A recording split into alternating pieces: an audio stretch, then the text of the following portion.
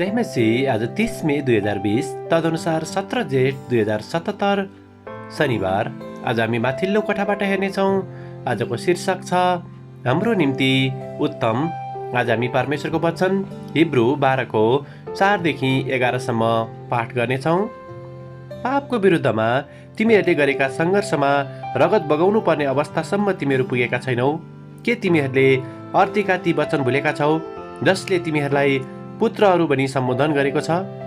हे मेरो पुत्र, परमप्रभुको ताडनालाई हलुका नसम्झ, उहाँबाटको दण्डमा हरेस नखाऊ, किनभने जसलाई परमप्रभुले प्रेम गर्नुहुन्छ त्यसैलाई ताडना दिनुहुन्छ र आफूले ग्रहण गर्नुभएको हरेक छोरालाई उहाँले दण्ड दिनुहुन्छ।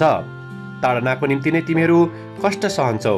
परमेश्वरले तिमीहरूसँग छोरालाई झैँ व्यवहार गर्नुहुन्छ, किनकि बाबुले ताडना नदिएको कुन चाहिँ छोरा हुन्छ र?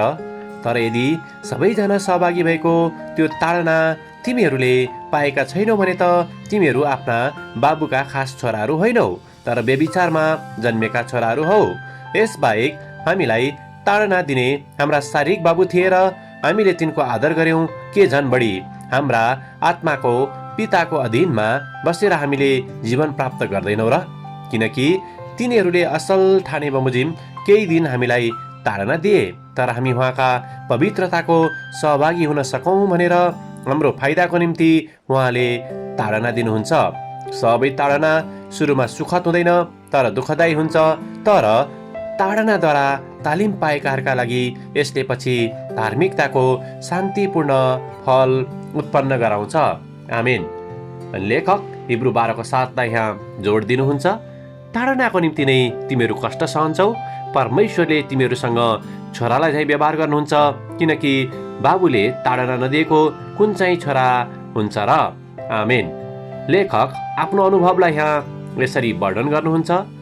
मेरो सानो भान्जाको उपस्थितिमा मैले जुस र अन्य पेय पदार्थ खाएमा उनी रुन थाल्दछन्, किनकि उनलाई पनि त्यो चाहिँदछ।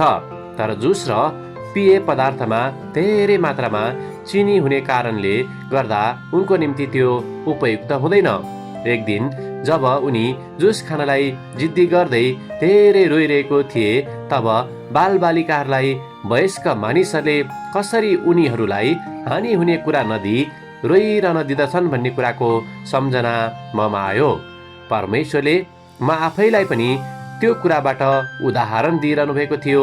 कहिलेकाहीँ जब म पनि परमेश्वरसँग कुनै कुरा माग्दछु, मैले चाहेको समयमा त्यो पाइन भने म रुन थाल्दछु, तर मैले आँसु बगाए तापनि त्यो कुरा मैले परमेश्वरबाट पाउँदिन। अन्ततः मैले उक्त कुरालाई हिब्रू 12 को 7 बाट बुझ्न सके। परमेश्वरले म असल साथ हुर्कोस् भन्ने हेतुले मलाई अनुशासनमा राख्नु हुँदछ। परमेश्वरले मेरो चाहना अनुरूपको कुरा मलाई नदिनु भएकोले उहाँले मलाई प्रेम गर्नुहुन्न भन्ने कुरा साँचो होइन, तर मैले मागेको कुरालाई उहाँले नदिनु हुँदा सायद उहाँले मलाई संरक्षण दिँदै हुर्कन र परिपक्व हुनको निम्ति सहायता गर्नु हुँदैछ भन्ने कुरालाई हामीले बुझ्नु पर्दछ।